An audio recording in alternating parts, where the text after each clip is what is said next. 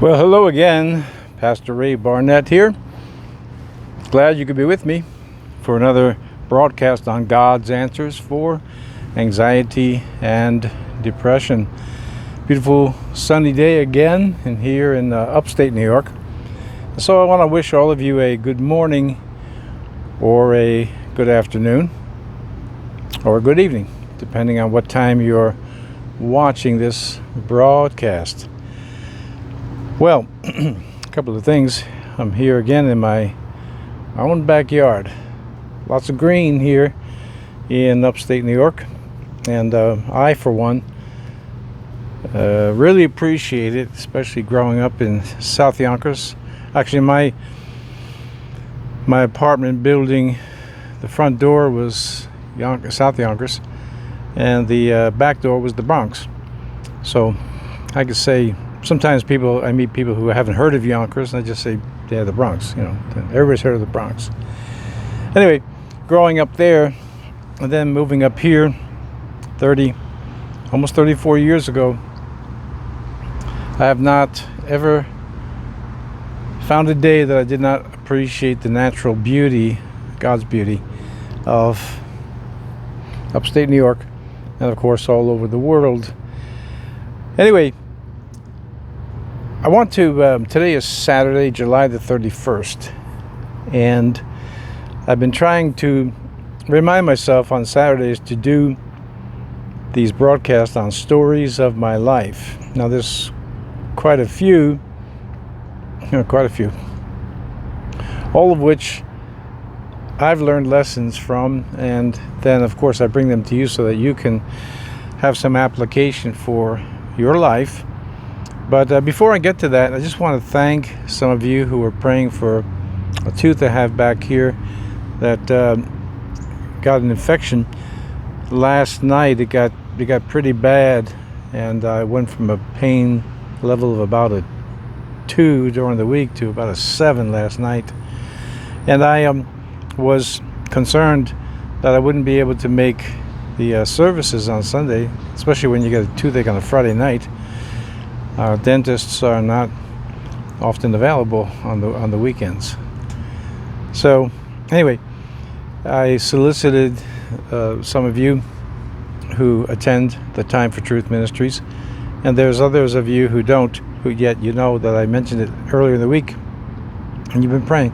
Anyway, last night it got pretty bad, and I was just simply distressed, not so much for the pain. I'm pretty good with pain.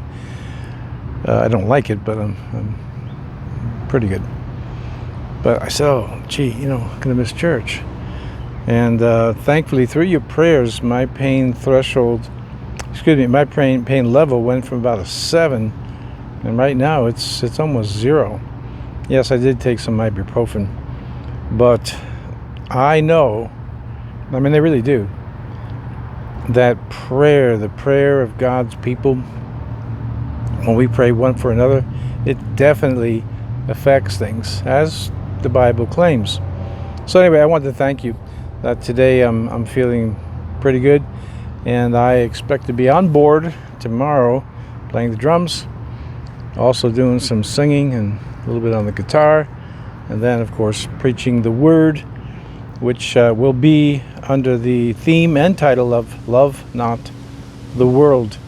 All right, so with these things having been said, let me share with you this story, which I know I shared last year, this late spring perhaps, but I thought it would be good to share it again because many of you haven't heard it, or if you have heard it, there's still some lessons to be learned. I've learned mine, and it is the story of my losing battle with the snow blower. Now, up here in upstate New York, well, some say we have long winters. In my opinion, I don't think they're that long, but I'll go with the flow and say, well, we have long winters. They can be harsh. Obviously, it gets cold. And I've had a habit for years. My driveway is not all that big. Like some people up here have massive driveways. Mine's not all that big. So I can do it with this this snow blower that, oh, it weighs somewhere between 250, maybe 300 pounds, somewhere in there. And you know, when the spring would come, I would take the snow blower back down into the basement. We have a basement in our house, and tuck it away in its little place, its little corner, and all was good. Well, last year, May the 5th, in the year 2020, things changed. Going down my steps to the basement, you have to, now I'm fairly tall, but even if you weren't fairly tall, most people are going to have to duck down just a little bit to get underneath because the ceiling is low in the basement. Well, anyway, I'm taking very carefully. I'm a strong man. I can handle myself. Or so I thought. I'm bringing down, and I'm just letting go down one step at a time. Ba-doom. Take a step. Ba-doom. Take a step. Ba-doom. No problem. Easy. Until the wheels hit the concrete floor.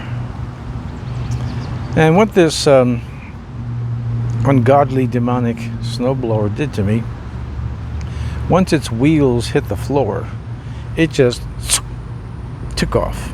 I mean, just NASCAR. It went bananas. Well, when the snowblower's wheels hit the concrete floor, and it flew. It just went. The weight, obviously, the momentum, and then I'm bent forward trying to get underneath the little. It's not a doorway, little cutout there to get down in the basement.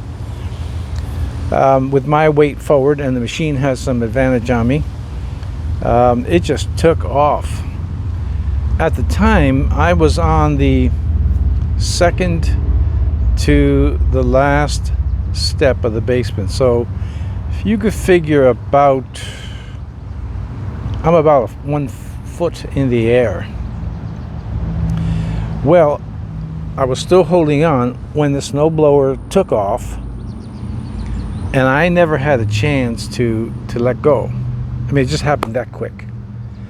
And it pulled me straight down to the concrete floor, flat on my face.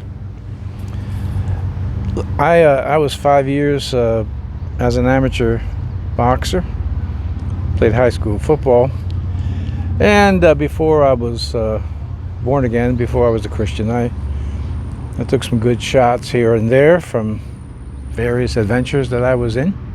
I've been hit in the head, in other words, a fair amount of times, but I'm telling you, I have never, ever been hit that hard in my entire life. Man, that was some devastating blow. So I'm holding on. It happened too fast for me to even think about letting go. I'm a foot in the air, flat down on my face, still holding the machine, about a foot in the air. And I've actually seen people, you know, in the past, for whatever reason it was, sometimes just because they were drunk, and just go with not being able to brace themselves. And I'll tell you, that's not a pretty sight, watching someone go from standing straight up to whoa. Well, that's exactly what happened to me, except I was being pulled off the stairs while I was holding onto the machine, and I smashed my face just flat right on the concrete floor. Then, just as an added bonus, the machine then came down on top of my head, all 250 or 300 pounds of it. Hey, did you ever have one of those days? Well, I've had quite a few of them, and that was one of them. Here's this white bearded senior citizen, flat on his face, brought down with tremendous power. And it just so happened that both my wife and one of my sons was in the kitchen right above me, and they were shouting down to me, my son was shouting. Well, actually, my wife, "Are you all right? Are you all right?" And I'll tell you, my neck was just killing me. I usually have some tension in my neck and a few little problems there I've had over the years. And I thought I broke my neck. Because that's the thing that hurt the most. What I didn't realize is that I broke my nose. Imagine spending 5 years in the ring. And I always fought men. I mean, I rarely fought kids my own age. I was 15 years old. I was fighting men in their 40s, retired professionals. I was always in the ring with champion fighters, Golden Glove champions, professional fighters. Never broke my nose. Had a woman stop me at a bus stop when I was a young kid, and she said, "Ma, you have a nice nose." I said, "Thank you." She said, "Make sure nobody ever breaks it." You know, that stuck with me. Well, I avoided breaking my nose during 5 years of boxing and for a couple 3 years of high school football and a few other escapades prior to being saved. But now, senior citizen, white-haired, white-bearded senior citizen breaks his nose, broke my pinkies, as I'm laying there in a pool of blood that pretty much was reminiscent of the Manson murders. My wife was asking me, "Are you okay?" And I said, "No." Well, my son, who was there, came rushing down the stairs, and he said, "You know, Dad, can you get in the chair?" And I said, "Yeah, I can get in the chair." And of course, my nose is broken, so it's bleeding. My head is cut, so you know how vascular the head is, and there's blood all over the place. And both then, at the moment, and to this day, he says, "Dad, I'm just amazed that you never got knocked out." And with God being understood that he always gets the glory and he always gets the credit, and I told my son, I said, "Well, that's just that Irish thick skull of mine." Truth is, it was God. If God didn't intervene in that situation, I could have broke my neck or something worse. No skull fractures, no broken neck, just a broken nose and 2 broken pinkies, and I got off relatively scot-free. Well, let me tell you that people have said to me, "Hey, Pastor Ray, no more with the snowblower down the basement." So that's the first lesson that I learned. Snowblower and I have come to a truce, a treaty, which means it stays in the garage upstairs, ground floor. And that's where it's going to stay for the rest of its natural life. I did think about attacking it just for revenge and maybe blowing it up or something, but being a Christian, I let vengeance be God's. That snowblower will get its due one of these days. First lesson: don't put the snowblower down in the basement anymore. Okay, learned that lesson. Second lesson is a little bit more profound. The laws of gravity do not suspend themselves because I'm Pastor Ray. I'm a good guy. And that's the lesson that I want you to learn today. Well, if you have a habit of doing stupid things like me, there's probably some lessons there for you as well. If you're getting a little older or whatever you do, think through before you're working with power tools or other things in your life. Don't get too accustomed to things, because things happen. But you see, the real profound lesson here is the fact that the law of gravity, which was working against me that day, did not suspend itself because, hey, this is Pastor Ray. And God didn't say, "Oh, that's Pastor Ray. Give him a break. Let him float to the ground and land nice and easy." And I mentioned that. Obviously, the story has humor in it. I told you I find humor in a lot of things. I find humor in my own stupidity and my own, things that happen to me. I just find humor in things, most things. But The profound lesson of life is this, that the laws of God do not suspend themselves for anyone. In other words, we read, for instance, we read in the Bible, God is not a respecter of persons. All right, so obviously I'm a pastor, a Christian pastor, and I lay claim to a lot of things that we read in the Bible. But the truth of it is, if I violate God and I violate God's laws, the same thing will happen to me that would happen to anybody. And that's what I want to share with you as professing Christian. I mean, if you are a professing Christian.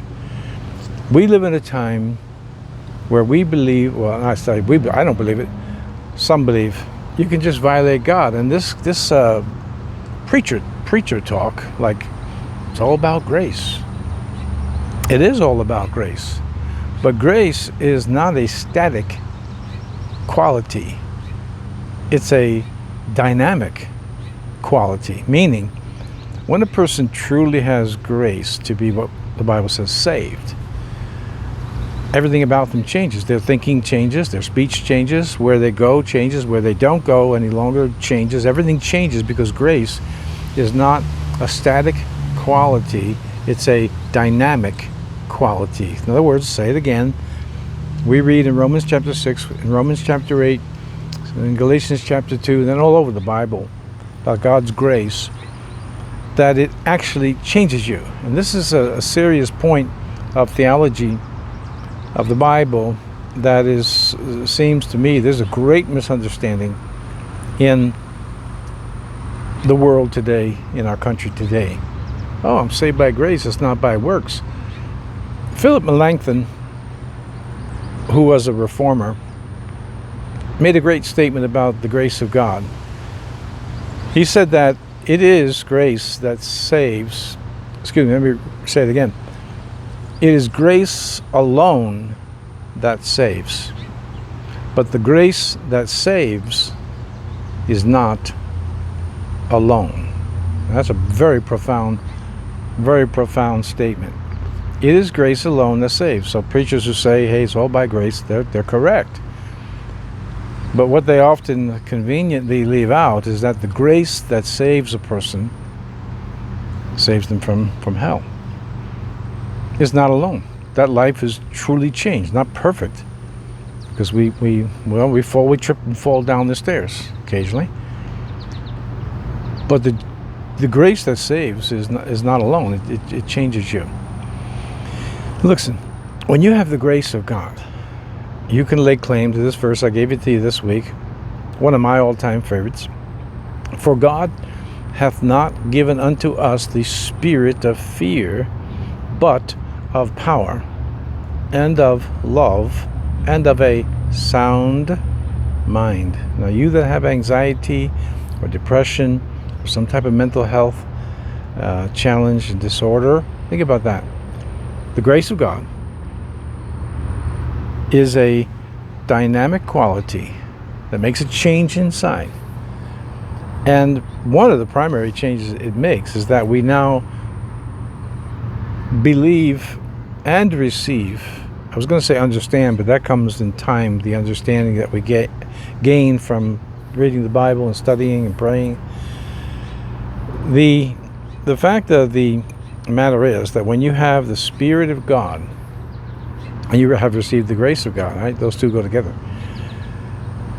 Then you have not been given the spirit of fear.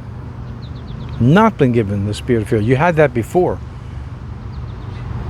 But God has not given that to you now. That's great. Now, especially if you've had panic attacks and anxiety attacks, and whose life isn't under a tremendous challenge and stress and all that. This is great news. For God hath not given unto us the spirit of fear, but of power, and of love, and of a sound mind. Here's one more. There is no fear in love, but perfect fear casteth out, or perfect love rather, casteth out fear, for fear hath torment. He that feareth is not perfected in love. When we read that in 1 John chapter 4, 18 and 19, verses 18 and 19. There is no fear in love, but perfect love casteth out fear, for fear hath torment. He that feareth is not made perfect in love. Well, I hope today you found a little humor in my story. Everybody else did. Well, including myself. But the principle, the profound principle, is the one that I want to really, the one that I really hope that you glean and you get. The laws of God do not respect any person. He's no respecter of any person. In any case, if you have the grace of God, you have the dynamic quality of truly knowing that you've been born again. That means that you're saved, as the book says, the Bible says, saved from the wrath to come. Then you don't have to live any longer in fear, with anxiety, and all of these things. Those are old habits, old ways of thinking that you can now put aside. And you can put it aside for good. Let me pray for you today. Father, I thank you for my friends, for some that are watching that have been praying for me. I truly appreciate that. Prayers are working. I ask you, God, now to touch them as well, because you've not given us the spirit of fear, but of power and of love and of a sound mind. All right, today is Saturday, July the 31st. Tomorrow's August the 1st already. And I want to encourage you. Tomorrow, I said, I already told you that I will be preaching on the subject of love not the world from 1 John chapter 2. So you can find me on our other YouTube channel, the Time for Truth Ministries. You put my name in, Time for Truth Ministries, it should come up. And would encourage you to be with us for that teaching and for that preaching. But if not, I truly hope and pray that I can be with you again on Monday, right here on God's answers for anxiety and depression. So don't forget, please give me a thumbs up. Again, if you want to give me a thumbs down, didn't like the story, didn't like the teaching, it's fine. It's all good. But I would like to encourage you to subscribe to the channel if you'd like to be a part of these teachings on a regular basis. And don't forget hit the notification button. Okay? All right. God bless. Thanks for your prayers. I really appreciate it. And I'll see you tomorrow, or I'll see you Monday. Either case. God bless.